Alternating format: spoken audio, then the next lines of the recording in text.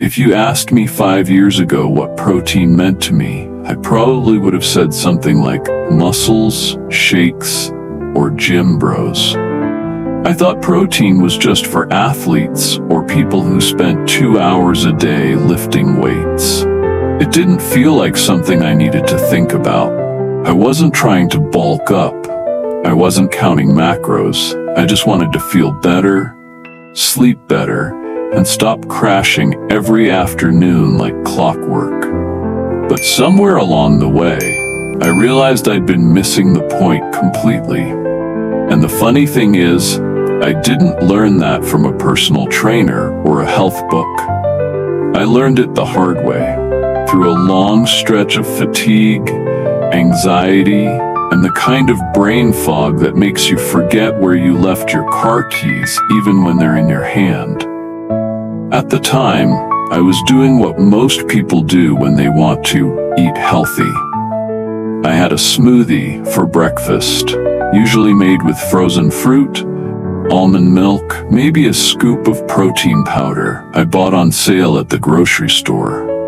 Lunch was a salad or sandwich. Dinner was whatever I could pull together after a long day, usually pasta or something quick. And I thought I was doing okay, but I was tired all the time, like bone deep, can't think straight tired. I'd fall asleep fast but wake up feeling like I hadn't slept at all. And worst of all, I had this persistent, low-grade anxiety that never quite went away. I didn't feel like myself, and no amount of coffee or vitamins seemed to help. So, like any modern human with Wi-Fi, I went down the rabbit hole. Articles, podcasts, YouTube, Reddit threads. I tried more sleep. I tried meditation. I cut back on sugar. I added magnesium, B-complex adaptogens. You name it, I tried it. And one day I came across a podcast where a nutritionist said something that made me stop mid-scroll. She said, if you're struggling with low energy, poor sleep, and anxiety, ask yourself how much protein you're actually chewing, not drinking. That sentence stuck with me. Not drinking, chewing. And I realized then that most of the protein I was getting came from powders. Whey in the morning smoothie, collagen peptides in my coffee, maybe a bar with 15 grams protein written across the front. But real food? I had almost none. So, I did a little audit, just for one day. I wrote down everything I ate and looked up the protein content. That smoothie I thought was protein-packed, 8 grams. The salad at lunch with some chickpeas and dressing, maybe 12. Dinner with pasta and a little cheese, not much more than 7. I was barely hitting 30 grams a day. And for reference, the average adult needs at least 50 to 60 grams just for basic maintenance. More if you're active, under stress, or trying to heal. I was severely under-eating protein, and I had no idea. That week, I made a decision. No more relying on powders. I wanted to see what would happen if I got my protein from real food for 7 days straight. It wasn't a fancy challenge. I didn't post about it or make a spreadsheet. I just started planning meals around the question, where's the protein? And something amazing happened. On day 3, I felt different. Not superhuman, but more grounded. My energy didn't crash in the afternoon. My cravings calmed down. I slept more deeply. My mind felt clearer. And the best part, I didn't feel like I was dieting. I felt like I was eating like someone who actually respected their body. The biggest lesson I learned was that protein is about way more than muscle. It's about mood, hormones, blood sugar, focus, and recovery. Your brain needs protein to make neurotransmitters like dopamine and serotonin. Your liver needs it to detox. Your skin and hair need it to regenerate. When you skimp on protein, everything suffers quietly until it doesn't, until your body starts speaking in symptoms. And no amount of self-help books or therapy can fix what your body needs from food. I remember one particular day that sealed it for me. I had a long morning of meetings and forgot to pack lunch. Normally, I'd grab a granola bar or maybe some fruit and wait until dinner, but I knew that wasn't going to cut it. So I ducked into a deli and ordered a simple grilled chicken wrap with avocado, lettuce, and hummus on whole grain bread. Nothing fancy, but I remember sitting outside in the sun, eating that sandwich, and feeling like I was giving my body exactly what it needed. It wasn't just satisfying, it was calming, it was grounding. And for the first time in weeks, I made it through the afternoon without reaching for a second cup of coffee or a sugary snack. That was the moment I knew this wasn't about dieting. This was about relearning how to feed myself well. Over the next few weeks, I kept experimenting. I found that I didn't need to overhaul everything, just make a few smarter swaps. Instead of starting my day with a smoothie made mostly of fruit and almond milk, I began with eggs and sautéed spinach on whole grain toast, or Greek yogurt with chia seeds and a handful of walnuts. Sometimes I'd even make lentil soup for breakfast on cooler mornings. That one always surprised people. But it filled me up, gave me sustained energy, and felt like comfort in a bowl. At lunch, I made sure my meals weren't just plants and dressing. I added grilled chicken, tuna, hard-boiled eggs, tofu, or beans. I didn't measure or count grams, but I stayed aware.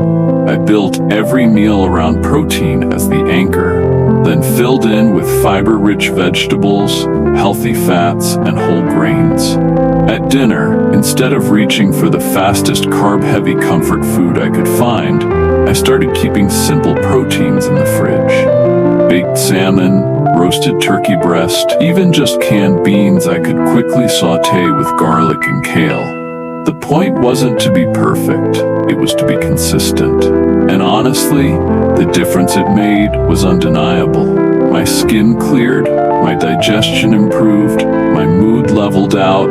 I stopped feeling so reactive to little stressors. I had more patience. I felt like myself again. There was one moment I remember so clearly.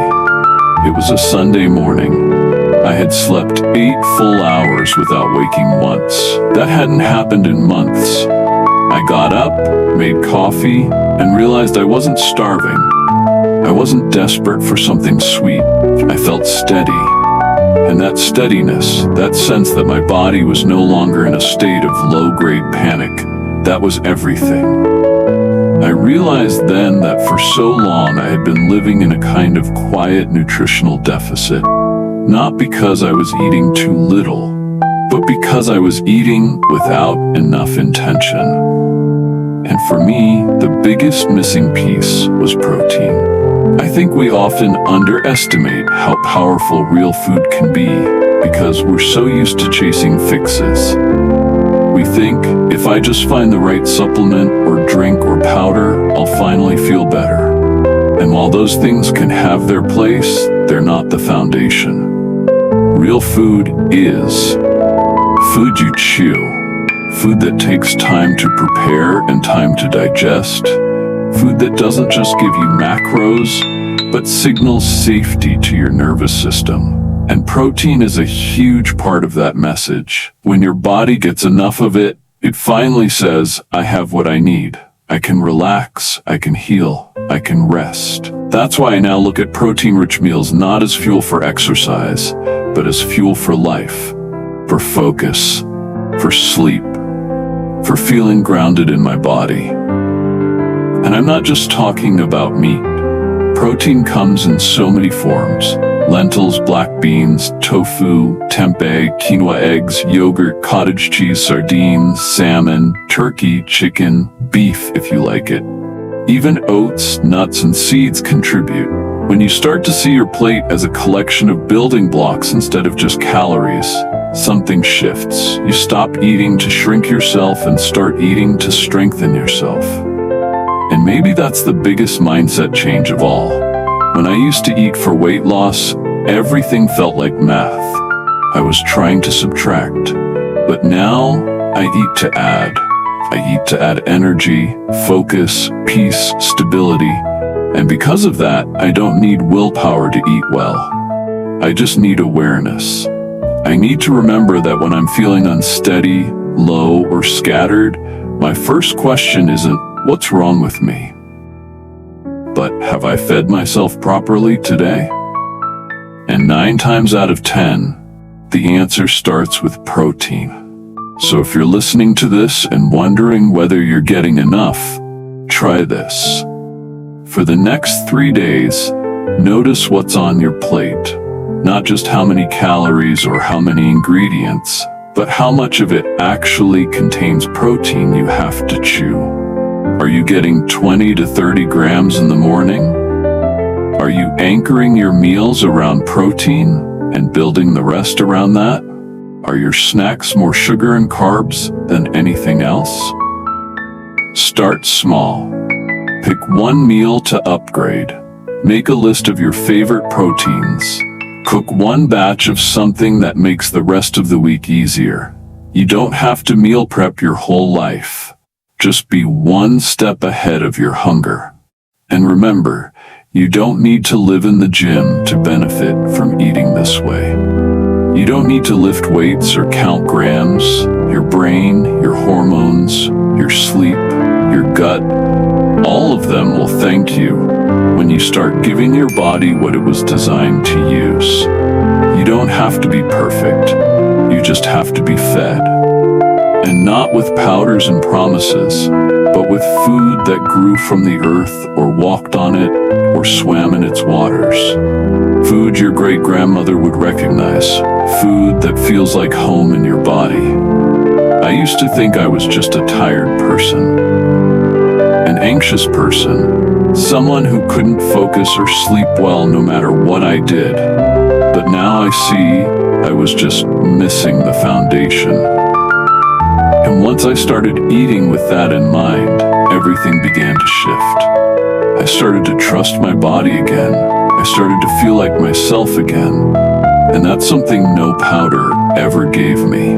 So if you've been chasing solutions, maybe this is your invitation to pause, to breathe, to open your fridge, not for another drink or bar or quick fix, but for something real, something that chews, something that heals, something that reminds your body you are not starving anymore. You are safe, you are fed, and you are finally coming back to yourself. And if you'd like a little help getting started, I've put together a 1-day real food protein plan you can download. No supplements, no powders, just simple meals built from ingredients you probably already have in your kitchen. You can find the link in the description. Or drop me a comment that says real food, and I'll send it your way. Thanks for being here, and for choosing to listen to your body in a world that constantly tells us to ignore it. In the next episode, we'll dive deep into fiber and how it changed not just my digestion, but my sleep, my skin, and my stress. Until then, eat well. You deserve to feel steady.